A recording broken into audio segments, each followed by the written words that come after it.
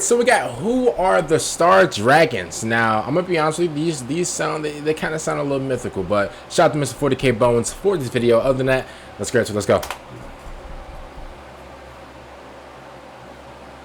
20-part series I am doing covering second founding, or as close as I can get to it, successor chapters of the Ooh, okay, now I'm gonna keep it real. Some of these I've actually never seen. Well, most of these I've never actually seen before, y'all. So if he actually has a lot of more videos like this, we can actually check him out. I actually meant to check out like the rest of his like series of like talking about like other facts and stuff like that, but y'all know me, I'm always getting caught into something, and I never really finished a series like that. The TTS series is not dead, by the way, before y'all even say, oh well, that's dead. It's not dead, okay?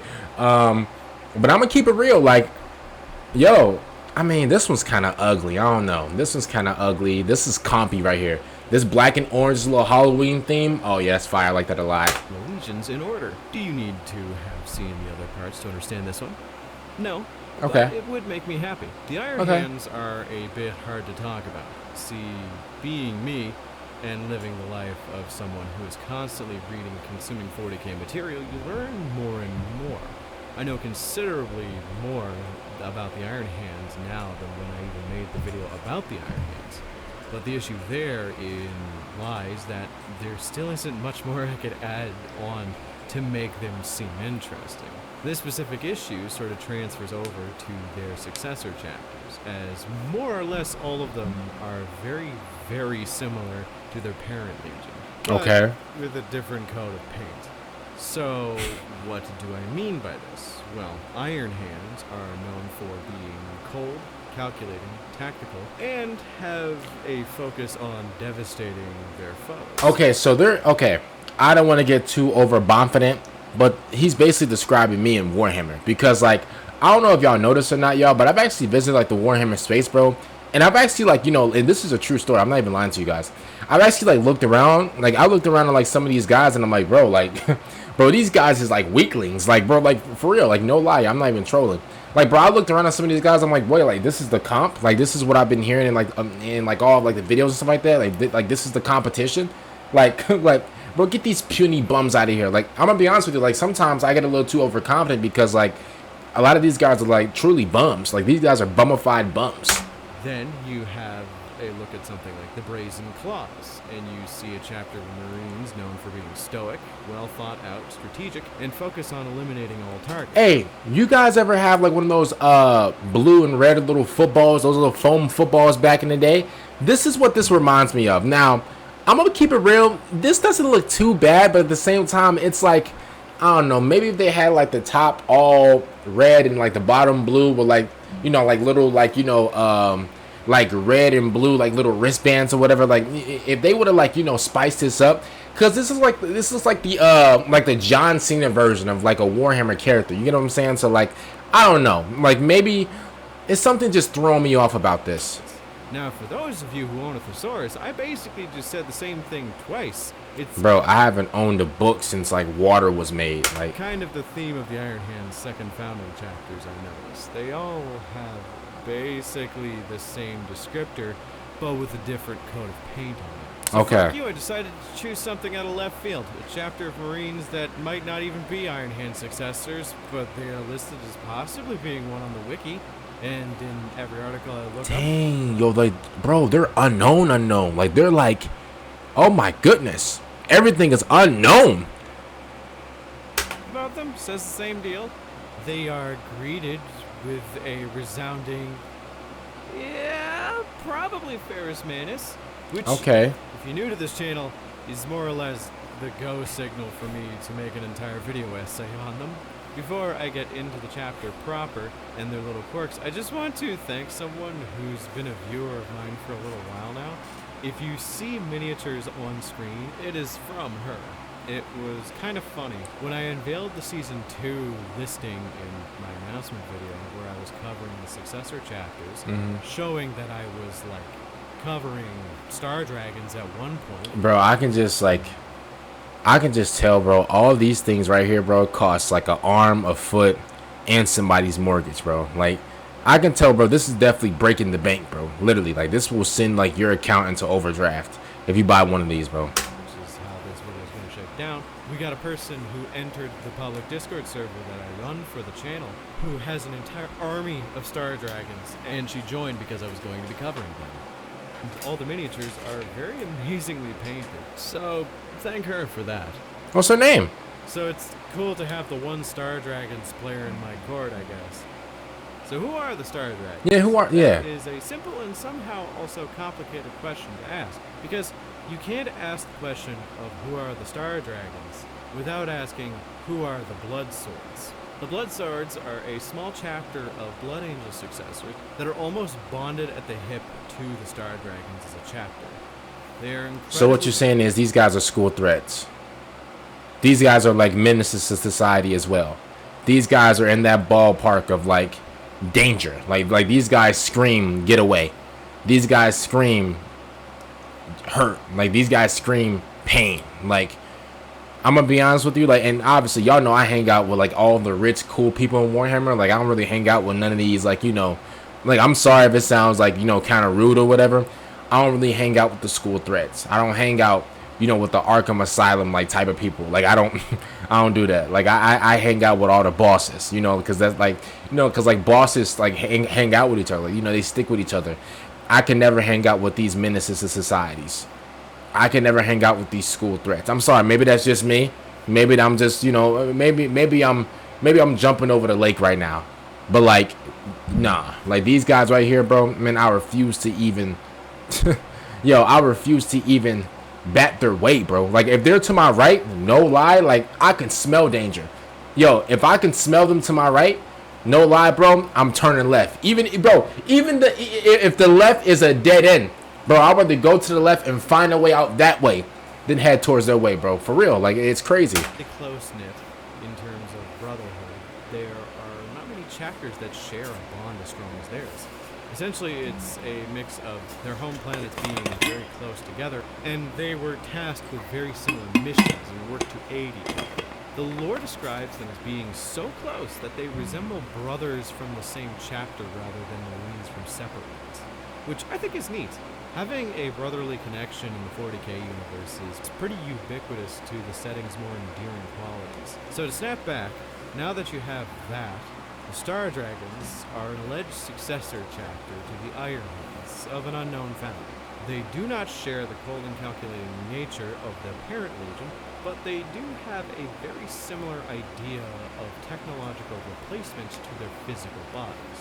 Instead of removing limbs, they undergo ritual scarring to add glowing circuitry under their skin, giving them this look of glowing from the core of their being. They're trying to ore farm. They're trying to ore farm. And you know what? I actually respect that. They're trying to ore farm. Now, y'all know me, like my aura comes from within. So, you know, like I don't really need no like bro, these guys are like they're trying to like shine like bright in the night. They're trying to like, you know, they're basically trying like their best to like, you know, get everybody's attention. Yo, let me be the guy to really just shut this whole thing down. Yo, when you truly have aura, especially like in this whole Warhammer thing, bro, when you really have that aura, bro, people automatically respect you. Like whenever I walked into the warp, bro, yo, as I'm walking, yo, I heard this one deep voice demon. He said, who is that? Who is that? I looked at him. He instantly bowed down. Like that's how much aura like that I had. You know, like walking through the warp, y'all. Like y'all just don't understand, because I you know, shout out to my community, shout out to you guys for watching, but you just don't have it like me. You know, like bro, like yo, I was walking through the warp, bro. I remember one girl. I think, and that, like this girl, she was freaky deaky. She had the tongue out and everything. I think she was like a part of Slanesh. She said, who is that? Like, bro, she was finger licking good. Like, bro, she was like, yo, you was thinking she was eating like KFC or something. The way she was like, she was licking her lips and everything. She said, who is that, bro? Like, bro, she looked like a chameleon, bro. Like that's the way she was like licking her lips. Yo, I turned around, I looked at her, bro. Face was turning red and everything, bro. I had her blushing. Like, bro, I didn't even have like any, like, bro, to be honest with you, bro, I didn't even like say any words, bro. Like I legit have it. Like I had everybody like starstruck, y'all. Like I had everybody just in turmoil. Like that's how much aura that I would have. These guys right here, they're kind of cheating because like you ever like have those type of people that just like they have no fashion sense and like they walk in public or whatever and they wear anything and they try to get anybody's attention by just wearing anything. It's kind of like a shock factor. people who have like true aura, people who have true fashion sense, people who really like that, bro, they don't need to wear anything out of the particular, bro. They just naturally just attract it, you know. And that's what I did, you know, with the warp, you know. Maybe I'm just, you know, like, you know, cut from a different cloth, you know. Maybe I'm just, you know, maybe they're like, wait a minute, he's not from here, like, you know. Maybe they, you know, just understood something that I didn't. I was just being me. You know what I'm saying? So these guys right here, they're kind of cheating the whole aura thing. They're trying to like stand out. You know, if you really a boss made dude, bro, like you're gonna stand out just naturally. You know, like. It's fucking neat to think about. It's a pretty unique aesthetic for Marines to have, and I have no idea how you would paint that on the room. Their armor color is a vibrant cobalt with a silver equivalent in backpack. So they are pretty noticeable on the tabletop. Their colors are dark enough to not be confused with ultramarines, but light enough not to be confused with Crimson Fist. It's kind of its own thing. They have a very cute set of naming conventions when it comes to their entire armor. It's one of those chapters, if you catch my drift, the ones where GW obviously couldn't help themselves, so they just named everything Dragon-y. Squads are called Scales, their planet is called Draconeth. They have dragons and lizards. Oh, okay. Oh, wait, hold on. Is my mic muted? Hold on, let me check my mic real quick, y'all. All right, y'all, we back. My bad. My mic is unmuted. But like GW, they got to I think they got to the point where they just didn't care anymore, and so they just started naming everything Dragon. I'm pretty sure we've all gotten to that point. I'm pretty sure we all did that like in school, like whenever like we're writing like a page essay or whatever, we put like a bunch of like, you know, like small little words in there. For like a 1,000-word essay or like a 250-word essay, whatever. Like, bro, y'all got it so easy nowadays, bro. Y'all got Chat GBT and everything. Back then, bro, we had to use our brains. Like, we had to use our minds for that, you know. So, y'all got it easy now, but it is what it is. But like GW, basically, they got lazy a little bit. I mean, it is what it is. I mean, it is their series, so I don't care. All aspects of their chapter, which is adorable, but like it can get a bit silly. Just cut to my complaints about the Space Wolves or the Blood Angels, and you kind of get an idea of what I'm saying. That being said, there's not enough writing for the Star Dragons to make it get a little stale, so it balances out a little bit. If they ever got expanded upon, I could see it getting a little bit annoying. Alongside that, they are considered to be a Codex compliant chapter, which is cool, having 10 companies and so on, you know, the whole spiel. They don't have too much lore, but the main piece that is there is the most interesting, and that is them, the Star Dragons, and the Blood Swords have long since teamed up to create a kind of containment fleet. Essentially, this fleet orbits orbital areas near the Eye of Terror so they can pick off any wayward chaos elements that come out of it, which has led to some fun occurrences in the past, I will say. Ooh. The likes of the Adeptus Praesus. Ooh. But hey, 12 times the charm, right? This deployment was known as Containment Fleet Kappa, which still works together to this day, though under weirder circumstances than you would normally expect from a chapter orbiting the Eye of Terror. Albeit there really isn't a precedent. So like, are there no like, listen, Warhammer connoisseurs, answer this. So like, are there like no like precautions to being like that close to the Eye of Terror? Like, is there no like? Do they not like get any like? There's like no weather updates. Like, is it just just sunny, like California weather? Like what's going on? Like, they had to begin some type of like, yo, I'm expect like, bro, if you're even within, yo, no lie, if you're like within like a Shaquille O'Neal feet size near like the Eye of Terror. Bro, you should at least have, like, bro, no lie, you should have, like, hail every single day. You should have, like, snow, hail. You shouldn't even get a lick of sunshine. There's no way. Bro, if you are on the Eye of Terror, bro, everybody should be, like, red or something. Just based off of, like, the weather and, like, the sky and stuff. There's no way. Yo, I just think that, like, if you were, like, in, like, the, if you were in, like, a planet next to, like, the Eye of Terror, bro, it should be raining, like, Kool-Aid or something, bro. Like, legit, bro. Like, that's what I think. Because there's no way. Like, there's no way your world is just operating normally. There's no way. There's legit no way. For any of this shit, So what the fuck do I know? The last chapter I discussed that worked in the Eye of Terror got outed for eating people before they fell to chaos. As the story goes, the Blood Swords ended up losing their homeworld, and because of the shame of this, they were commanded to go on a penance crusade to redeem themselves. Yeah, I'm not gonna lie to you, bro. Say what y'all want, respectfully, bro. Bro, I know she don't really talk, whatever, bro. Legit, I'm taking her out on a date. Bro, we gonna sit down, chat, like, you know, I'm gonna yap it up. She not really gonna talk or whatever. I'm gonna yap it up, and then, yo, I'm gonna start making my move on her. You know, so while her hands on the table, I'm gonna do these. Pretend this is her hand. While her hands on the table, I'm like, yo, so, like, you know, like, what do you think about, like, us going out to, you know, play a little basketball or something like that? You know, I like the gym and stuff like that. What about you want to go? You want to go on like your little gym dates or whatever? Like, you know, how much do you bench? Like, oh snap, look at your hands. Like, you know, because obviously, like, y'all know how much of a player I am. I'm gonna be feeling hands like, oh my god, look at your hands. Like, your hands, you got calluses and everything. Like, you must be lifting crazy. Yo. Imagine. Imagine I say, oh man, bro, look at you. Your hands are so rough. Like, you must be really lifting.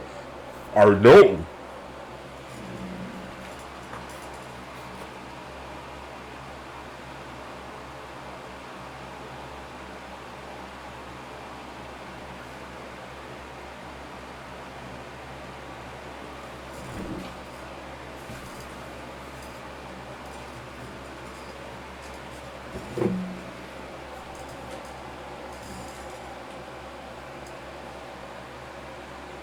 I know, right?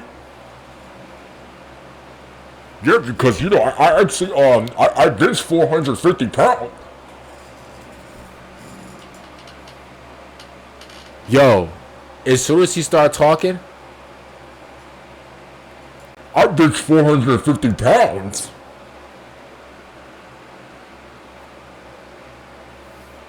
Yo, if I ever hear, bro. First of all, shout out to the ladies out there. Shout out to I know there's like a small percentage of ladies that watch me. Shout out to the ladies out there that watch me. But bro, if I ever hear, and I know some women are like, well, not a lot of women, but like there'd be some girls, bro, who are like really monotone. That's not monotone. That's like that's Big Show like voice levels right there, bro. That's Darth Vader voice levels, bro. Yo, I bench 450. Yo, we can go to the gym. Yo, imagine, like, no lie, bro. Like, I'm legit getting up. I'm sorry, yo. Say what y'all want about me, bro. Cheapskate, whatever. Yo, I'm getting up, bro. Like these. I'm taking my jacket and I'm walking away. I'm not even paying for the bill. Yo, listen. Hey. I'm not even paying for the bill. Yo, as I'm walking away, the waiter's gonna get my arm like, wait, sir, you gotta pay for the bill. I'm like, yo, tell that man to go pay for the bill.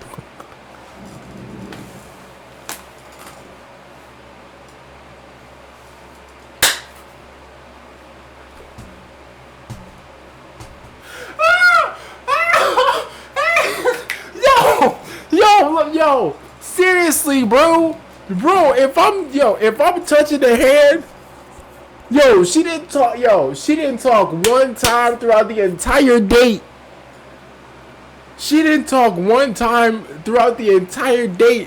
I'm over here trying to, I'm pulling out my best tricks. Come on, bro. What are you talking about? Do you like the eggs that you're eating? Cause you look excellent. Like, I'm bringing out my best tricks. Yo, you're a 9 because I'm the one you need. What are we talking about, bro? I'm pulling out the best of the best. I'm pulling out Frank Sinatra Riz. Yo, you telling me whenever I really get to start, like, really being affectionate with the physical touch, I start, like, touching the hand or whatever. I'm over here kissing the hand. I'm over here kissing rocks. That's how rough the hand is. I'm over here feeling the hand, trying to massage it or whatever. All I hear is, I bench 450. You bench 450? You bench 450? 450 stones? 450?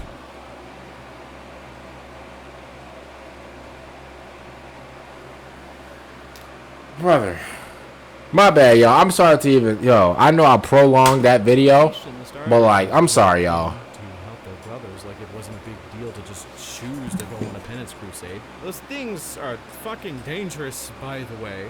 This crusade lasted a while, and had some pretty fun twists to it, like them being requested by an inquisitor from Ordo Malleus to assist in the exorcism of a space Hulk possessed by demons from the Oh my god, what in the tarnation? Bro, I'm over here like trying to charge my phone, because like my charger is tripping. I'm gonna have to give me a new charger. Brother, what in the tarnation? Yo, is this a ship? Why does this ship have teeth? Yo, don't tell me my ship is about to bite your engine out of your ship. What's going on, bro? Which is badass, but that is a tale for another time. The end point I want to give you is that the Star Dragons are in a very unique situation, where instead of technically being a single chapter of Space Marines, they are never without their sworn battle brothers of blood swords. It's shit like that that makes me enjoy the setting more. It's like how Nathaniel Garrow from the Death Guard is a sworn battle brother of Saul Tarvitz from The Emperor's Children, which is fucking cool. I love both of those characters. It also means that if you wanted to, you could run a mixed army of both color schemes and still be running a lore accurate army. You could run them with Space Marines or Blood Angels for the rules, and it would still both be valid. They allegedly... I wouldn't even participate. I wouldn't touch. I wouldn't do anything with those bums, bro. No lie, bro. I'd rather fight. And this is just real life, yo. I'd rather find a raccoon, bro, and take it out myself than even engage with these bums. Yo, if you're not Vulcan or Salamanders, bro, why would I even want... Or the Emperor. Why would I even want to, like, engage with you, bro? No lie, bro. Like, I'd rather participate in Fear Factor before I even team up with any of these bums. I'm sorry, bro. Like... Fight almost identically. So it makes sense. They are brutal tacticians, but are very bellicose in terms of temperament. Very fiery, in a sense, which does fly in the face of every other Iron Hand successor, but it pairs well with the Blood Angel successor that they're working with, the Swords of Blood. Which, fun fact, Swords of Blood have even less lore than the Star Dragons, but they did show up in the Devestation of Baal. Cool, I guess. It all comes full circle at some point, right? It's a genuinely